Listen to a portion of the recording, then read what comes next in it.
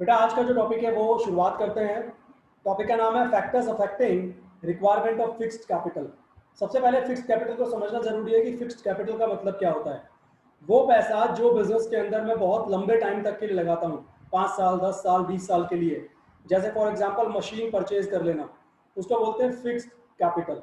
ठीक है।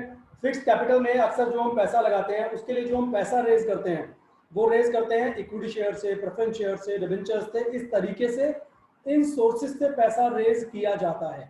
अब क्योंकि फिक्स्ड कैपिटल के अंदर बहुत सारा पैसा मेरा लगता है और बहुत लंबे टाइम के लिए बिजनेस में मैं इन्वेस्ट करता हूं, इसलिए ये जानना मेरे लिए बहुत ज़रूरी है कि कौन कौन सी चीज़ें मैं ध्यान में रखूंगा when I am talking about fixed capital, when I am thinking about investing into fixed capital.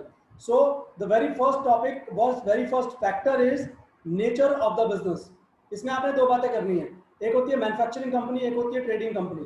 Manufacturing company वो होती है जो किसी प्रोडक्ट को बनाती है फिर उसे बेचती है।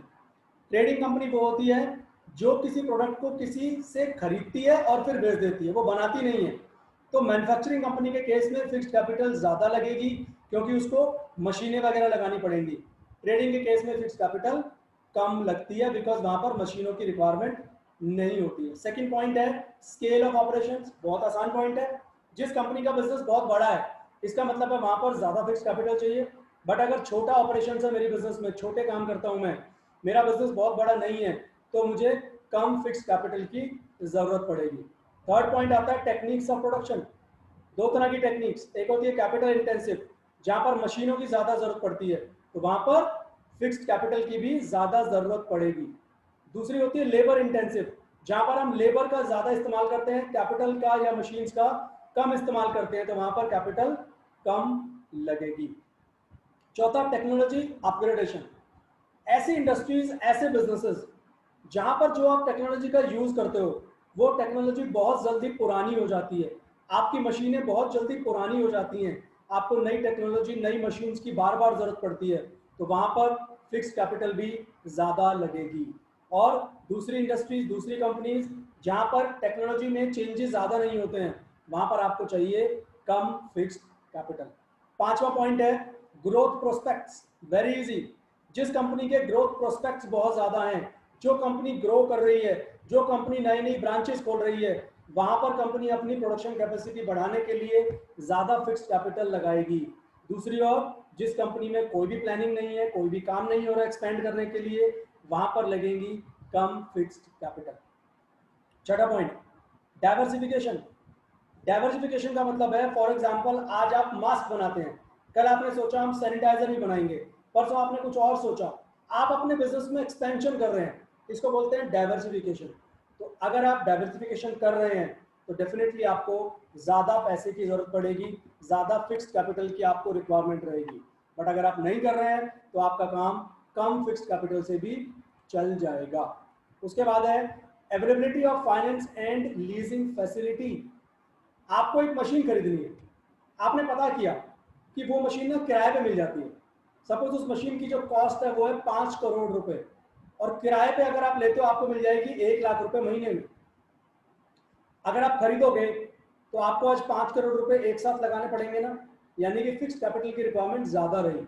बट अगर वही चीज आपको किराए पे मिल जाए, लीज पे मिल जाए, इसको बोलते हैं लीज पे मिलना, किराए पे मिलना, या वो किस्तों में आपको मिल जाए, तो आपको एक साथ 5 करोड़ रुपए लगाने की जरूरत नहीं पड़ेगी ना। तो अगर finance and leasing facilities available हैं तो फिक्स कैपिटल की रिक्वायरमेंट है कम, बट अगर वो अवेलेबल नहीं है तो फिक्स कैपिटल की रिक्वायरमेंट होगी ज्यादा।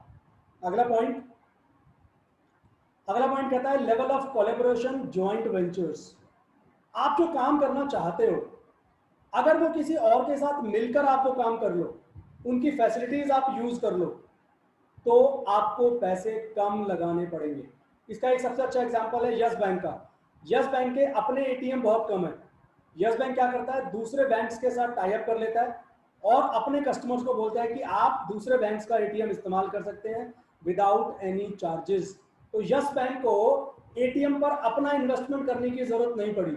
उसने क्या करा, उसने कोलैबोरेट कर लिया अदर बैंक्स के साथ। इसको बोलते हैं ज्वाइंट वेंचर या कोलैबोरेशन कर लेना। अगर आप ऐसा कर पाते हैं तो आपकी फिक्स्ड कैपिटल की रिक्वायरमेंट कम हो जाती है, और अगर आप ऐसा नहीं करते हैं अपनी चीजें सारी की सारी लगाएंगे तो आपको फिक्स कैपिटल में ज्यादा इन्वेस्टमेंट करने की जरूरत पड़ेगी। अब बात करते हैं नेक्स्ट टॉपिक की, जिसका नाम है वर्किंग कैपिटल या शॉर्ट टर्म इन्वेस्टमेंट डिसीजन।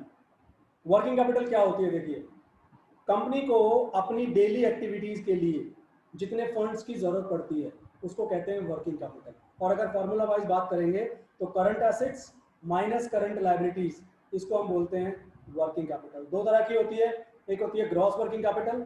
जब आप ग्रॉस वर्किंग कैपिटल की बात करेंगे तो आप सिर्फ करंट एसेट्स को ऐड करेंगे, सारे की सारे करंट एसेट्स उनको ऐड करेंगे तो बनेगी ग्रॉस वर्किंग कैपिटल। और अगर हम नेट वर्किंग कैपिटल की बात करें तो current assets minus current liabilities, वो होती है आपकी नेट वर्किंग कैपिटल। ठीक है, नेट वर्किंग कैपिटल से पता लगता है कंपनी की लिक्विडिटी पोजीशन कितनी है, कैसी है, कंपनी के पास क्या कैश अवेलेबल रहता है अपनी लायबिलिटीज को पे ऑफ करने के लिए, या कंपनी हमेशा कैश की प्रॉब्लम में रहती है। अब वर्किंग कैपिटल कितनी चाहिए, यानी कि कंपनी कितना पैसा कंपनी को रिक्वायर्ड होगा अपनी डेली एक्टिविटीज को रन करने के लिए, उसके लिए भी कुछ फैक्टर्स होंगे जिनको समझना जरूरी है।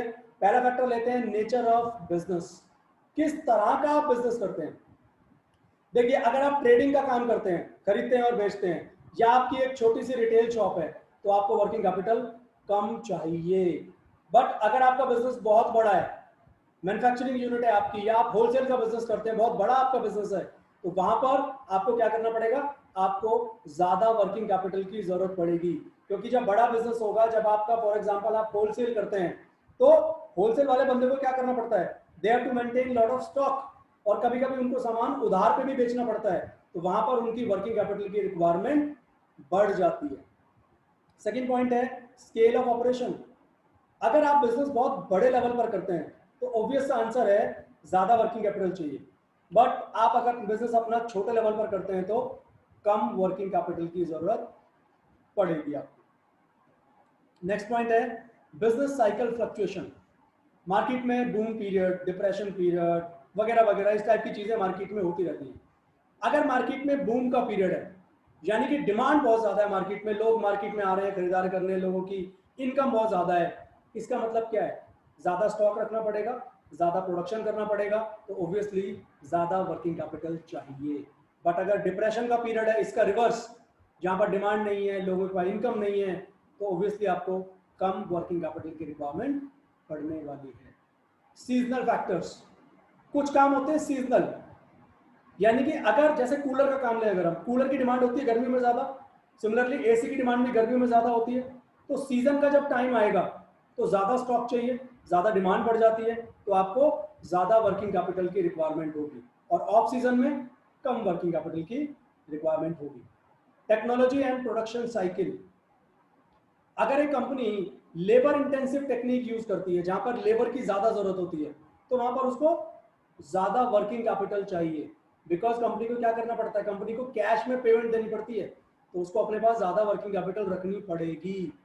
बट अगर एक कंपनी कैपिटल इंटेंसिव यानी कि मशीनों का ज्यादा इस्तेमाल करती है, तो जहां पर कम वर्किंग कैपिटल चाहिए, मशीन एक बार खरीद ली 10 साल 20 साल वो चलेगी, तो वर्किंग कैपिटल आपको कम चाहिए, बट वहां पर फिक्स्ड कैपिटल की रिक्वायरमेंट ज्यादा होती है। ठीक है, उसके बाद है क्रेडिट अलाउड। आप अपने कस्टमर को अगर ज्यादा टाइम के लिए उधार पर सामान देते हो, तो आपका पैसा तो ब्लॉक हो गया जो आपने सामान बनाने में लगाया, तो आपको अब ज्यादा वर्किंग कैपिटल की जरूरत पड़ेगी।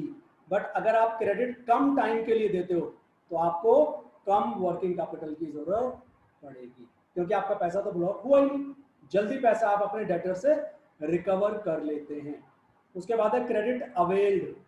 आप जो सामान लेते हो मार्केट से उधार पे, फॉर एग्जांपल रॉ मटेरियल, जो सप्लायर से आप माल लेते हो, अगर वो आपको ज्यादा टाइम के लिए उधार अलाउड कर दे, बोले ठीक है जी 1 साल बाद दे देना, तो आपको अभी तो पैसे नहीं देने ना उसको, तो आपकी वर्किंग कैपिटल रिक्वायरमेंट कम हो गई। बट सोचो अगर आपको रॉ मटेरियल कैश में खरीदना पड़े हर बार, तो आपकी वर्किंग कैपिटल रिक्वायरमेंट बढ़ गई। ठीक है, ऑपरेटिंग एफिशिएंसी।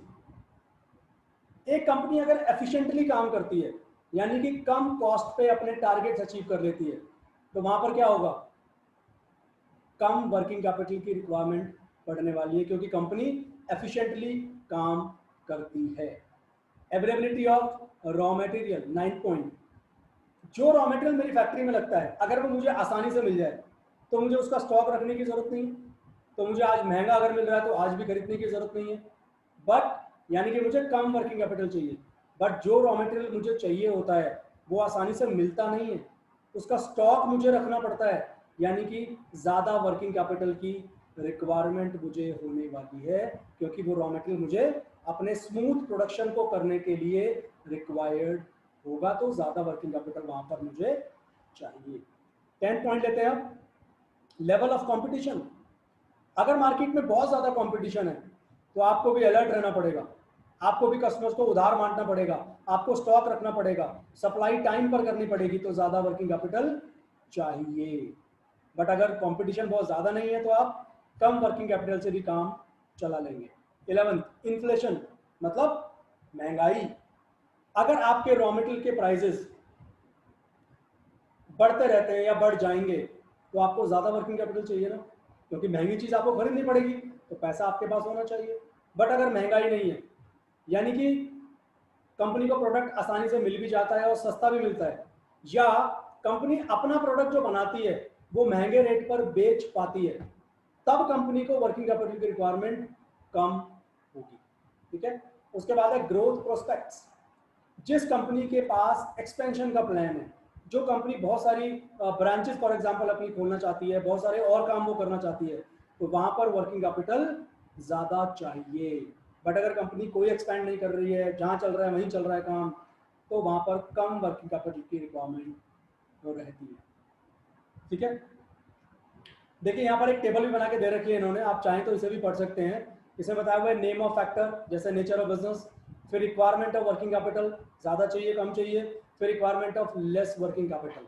इस टेबल के थ्रू भी आप 4-5 पॉइंट तो एटलीस्ट याद कर ही सकते हैं। तो चैप्टर के टॉपिक वाइज मैंने आपको चैप्टर आज खत्म करा दिया, सारे टॉपिक हमने कवर कर दिए हैं। अब रह गई है सिर्फ केस स्टडीज, जिनके बारे में भी हम डेफिनेटली बात करेंगे।